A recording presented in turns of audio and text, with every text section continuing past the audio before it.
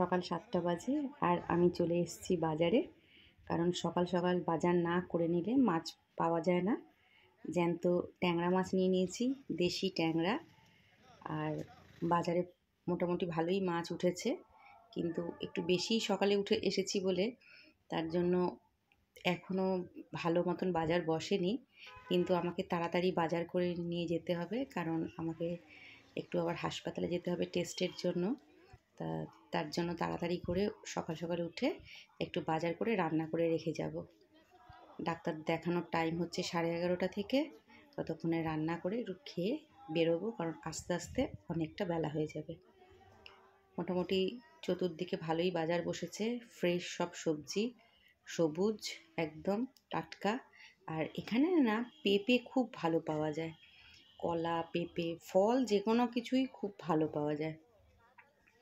নিয়ে নিচ্ছি কিছু বাজার, আর ফুলও কিছু বিক্রি হচ্ছে। আমরা তো আমাদের কলকাতায় দেখি না যে ফুল আর সবজি একসাথে বিক্রি হতে, তা এখানে ফুল আর সবজি একসাথে বিক্রি হচ্ছে। আর জ্যান্ত মাছ, একদম বেলে মাছ, জ্যান্ত বেলে, মৌরালা, তারপরে কই মাছও পেয়েছিলাম, কিন্তু কই মাছটা একটু মরা ছিল, তেলাপিয়া, ট্যাংরা, সব কিছুই জ্যান্ত। আর আজকে আমি নিয়ে নিয়েছি ট্যাংরা মাছ। মাছটাকে ভালো করে ধুয়ে নুন দিয়ে মেখে সাদা জিরের গুঁড়ো দিয়ে দিচ্ছি। এখানে কোনো বাটা মশলার তো ব্যাপার নেই, এখানে মশলা বাটার কোনো জায়গাও নেই, মিক্সিও নেই। শুকনো লঙ্কার গুঁড়ো, হলুদ, নুন, জিরে আর সর্ষের তেল দিয়ে মাছটাকে ভালো করে ম্যারিনেট করে রাখছি। গ্যাসও হিসাব করে চালাতে হবে, তার কারণ হচ্ছে গ্যাস খরচ হয়ে গেলে অসময় তখন আবার সমস্যায় পড়তে হবে।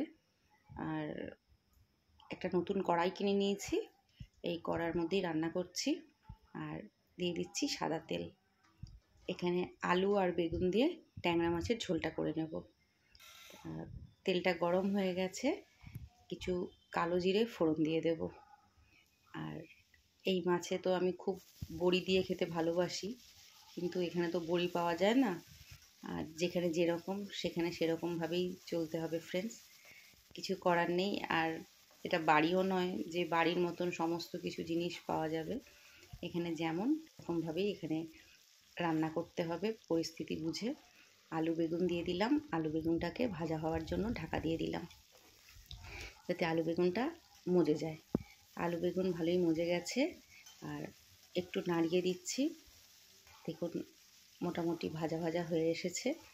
আর করে বাসনপত্র পরিষ্কার করে আমাকে হাসপাতাল চলে যেতে হবে। সকাল সকাল বেরোলে কি হতো, আমরা বাইরেই খেয়ে নিতে পারতাম। আর এখানে কিন্তু রোদ আছে, প্রচণ্ড রোদ, একটা লু বইছে, ঘাম হয় না, কিন্তু অস্বাভাবিক রোদ। বাইরে বেরিয়ে ঘোরাঘুরি মানে বেলাতে যে করব সেটাও সম্ভব নয়। আর রাস্তায় খাওয়া মানেই ধোসা, ইডলি, মানে আমি অভ্যস্ত নেই ওরকম খেয়ে। আমি হালকা একটু মাছের ঝোল ভাতই আমার ঠিক লাগে, তার জন্য একটু মাছের ঝোল ভাত করে নিচ্ছি। ম্যারিনেট করে রাখা মাছগুলো ভাজা সবজিটার ওপরে দিয়ে আরও একটু নাড়িয়ে নিচ্ছি। আর মাছটা কিন্তু খুব ভালো ছিল, জ্যান্ত দেশি মাছ একদম। আর এই মাছ কিন্তু আমার প্রচণ্ড প্রিয়। আর এই মাছের ঝোল দিয়ে আর গরম গরম ভাত দিয়ে দুর্দান্ত লাগে খেতে ফ্রেন্ডস। আর আমি আপনাদের প্রিয় কেকা, আপনারা দেখছেন আহারে বাহারে। মশলা ধোয়া জলটাও দিয়ে দিলাম। আর এখানে তো কাঁচা লঙ্কা বাটার কোনো ব্যাপার নেই, তাই গোটা গোটা কাঁচা লঙ্কা দিয়ে দিলাম। যার ঝালের দরকার হবে সে ডলে খাবে, মানে আমি বেসিক্যালি সেটা করি আর কি, আমারই দরকার হয় ঝালটার, তা সেই লঙ্কাটা দিয়ে দিলাম। আর দিয়ে আরও একটু মশলাটাকে কষিয়ে নিচ্ছি। মশলা সুন্দর কষে গেছে, তেলও বেরিয়ে গেছে, ওপর থেকে জল দিয়ে দিচ্ছি।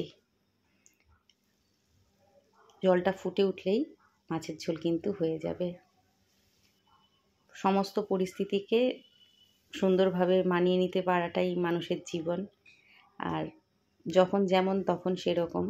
এখন এই পরিস্থিতিতে আমাকে এটাকে মানিয়ে নিতে হচ্ছে, আর সেটাই দরকার।